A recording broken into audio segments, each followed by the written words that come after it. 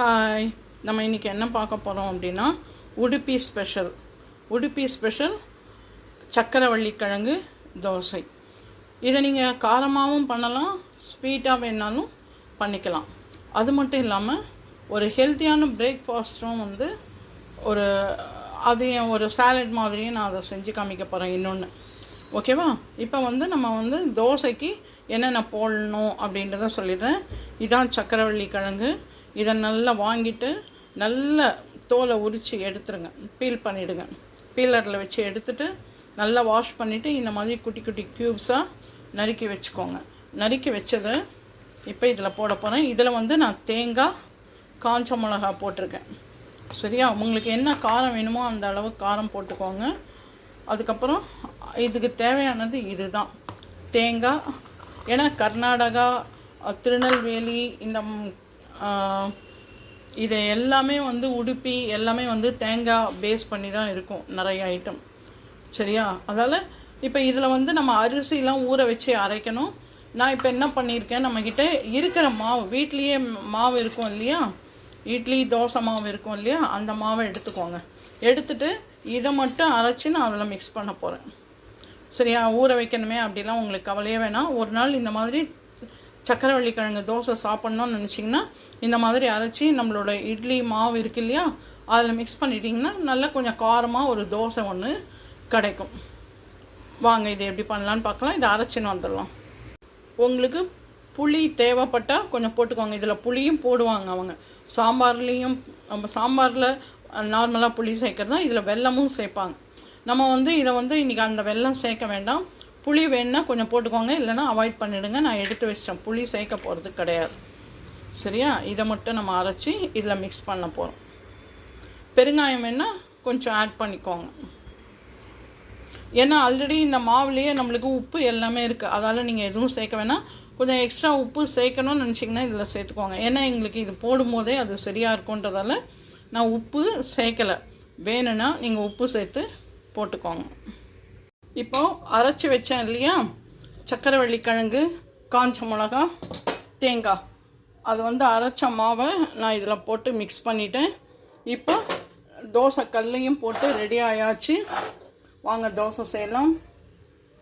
ரொம்ப நல்லாயிருக்கும். ஒரு டிஃப்ரெண்ட்டாக குழந்தைங்களுக்கு கொடுத்தா மாதிரி இருக்கும். சக்கரவள்ளி கிழங்கு அவ்வளோ நல்லது உடம்புக்கு. கொஞ்சம் காரமாகவும் இருக்கும், தேங்காய் இருக்குது, எல்லாமே போடும்போது ரொம்ப நல்லாயிருக்கும். பாருங்கள், இப்போ இந்த சக்கரவள்ளி கிழங்கை வச்சு இப்போது ஒரு சாலட் ஒன்று செஞ்சு காமிக்க போகிறேன். இது முடிச்சுட்டு அதுக்கு போகலாம். வேகட்டும். நார்மலாகவே சக்கரவள்ளி கிழங்கு அது வேக வைக்கும் போதே அந்த ஸ்மெல் நம்மளை ரொம்ப இழுக்கும். அதே மாதிரி இந்த தோசையை செய்யும்போது செம்மையாக அதனோட வாசனை வருது பாருங்கள், அவ்வளோ நல்லா இருக்குது. நான் சொல்லவே கூடாது, அதை நீங்கள் செஞ்சு பாருங்களேன், ரொம்ப நல்லாயிருக்கும். பாருங்கள், தோசையும் நல்லா கிறிஸ்பாகவே வரும் உங்களுக்கு. சரிங்களா? ரொம்ப நல்லா வரும் தோசை. இதுக்கு நீங்கள் நெய் விட்டு கூட செய்யலாம், ரொம்ப நல்லாயிருக்கும். ஹெல்த் கான்ஷியஸாக இருக்கிறவங்க நெய் விட்டுக்க வேண்டாம், நார்மலாக இப்படியே செஞ்சு சாப்பிடலாம். இதுக்கு சைட் டிஷ் நான் என்ன வச்சுருக்கேன் அப்படின்னா, கொத்தமல்லி தொக்கு, வீட்டில் அரைச்சேன் கொத்தமல்லி தொக்கும் தயிரும் இதுக்கு சைட் டிஷ்ஷாக வச்சுருக்கேன். தக்காளி தொக்கும் இருக்குது. பட் இதுவும் காரம் அதுவும் காரணும் போது இருக்காது. இதில் கொஞ்சம் காரம் கம்மியாக தான் போட்டிருக்கேன். இதில் பச்சை மிளகா இருக்கும், இதில் காஞ்ச மிளகா இருக்குது, இதில் தயிர். ஏன்னா தக்காளி தொக்குலேயும் நம்ம சிகப்பு மிளகா போட்டிருக்கோம். கொஞ்சம் இதை சாப்பிடும்போது அந்த சைட் டிஷ் கொஞ்சம் நல்லா இருக்கும். அவ்வளோதான்.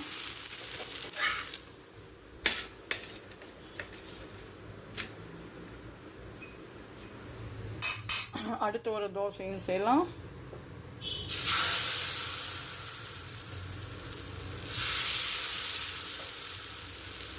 சின்ன கரண்டியாக இருக்கிறதால தான் நான் ரெண்டு எடுத்துருக்கேன்.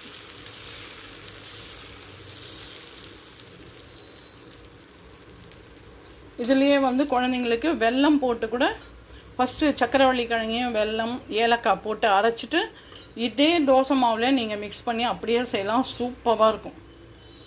சரியா? இதுக்கு தனியாக மாவுலாம் நீங்கள் ஊற வச்சு அரைக்கணும்னு இல்லை. வீட்டில் மாவு இருக்கா, இட்லி தோசை மாவு இருக்கா, எடுத்துக்கோங்க. எடுத்து இதே மாதிரி குழந்தைங்களுக்கு சக்கரவள்ளி கிழங்கு, ஏலக்காய், வெல்லம் போட்டு நல்லா அரைச்சி இந்த இட்லி மாவில் கலந்துருங்க. அதில் உப்பு இருக்கிறதால அந்த சுகரோட லெவலை அப்படியே தூக்கி கொடுக்கும் பாருங்கள். செம்மையாக இருக்கும், சான்ஸே கிடையாது, அட்டகாசமாக இருக்கும். வைக்கட்டும். இதுதான் உடுப்பி ஸ்பெஷல் சக்கரவள்ளி கிழங்கு தோசை.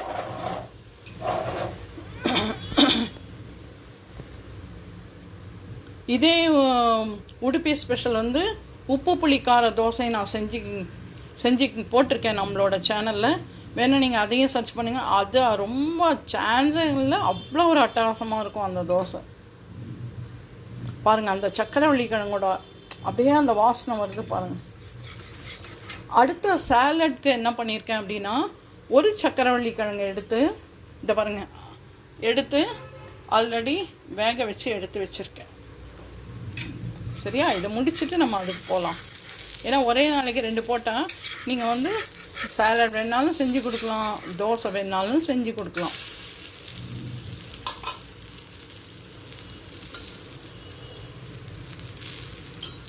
அவ்வளோதான்.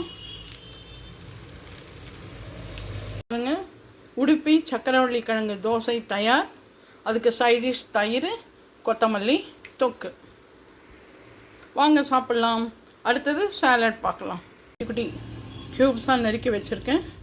அதுக்கப்புறம் வேர்க்கடலை, வறுத்த வேர்க்கடலை எல்லாம் பொரிச்சது போடணுன்னாங்க. நான் பொரிச்சது போடல, ஏன்னா ஹெல்த் கான்ஷியஸாக இருக்கிறதால போடலை. அதால் கொஞ்சம் வேர்க்கடலையே கொஞ்சம் பொடிச்சு போட்டிருக்கேன். ஏன்னா குழந்தைங்க மார்னிங் சாப்பிடும்போது கொஞ்சம் கஷ்டமாக இருக்கும், அதாவது கொஞ்சம் முழுசாக இருந்ததுன்னா, அதால் அதை போட்டிருக்கேன்.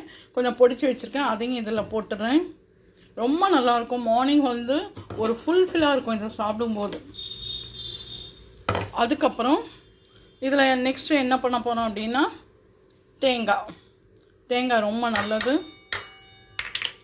நெக்ஸ்ட் நம்மக்கிட்ட சீட்ஸ்லாம் இருக்கும் இல்லையா, அந்த வாட்டர்மெலன் சீடு, அப்புறம் வந்து பூசணி சீடு எல்லாம் இருக்கும் இல்லையா, சியா சீட்ஸ், அப்புறம் ஃப்ளாக்ஸ் சீட்ஸ், இது எல்லாமே இப்போ வந்து ரெடிமேடாக நம்மளுக்கு ரோஸ்டட்லேயே கிடைக்கிறது.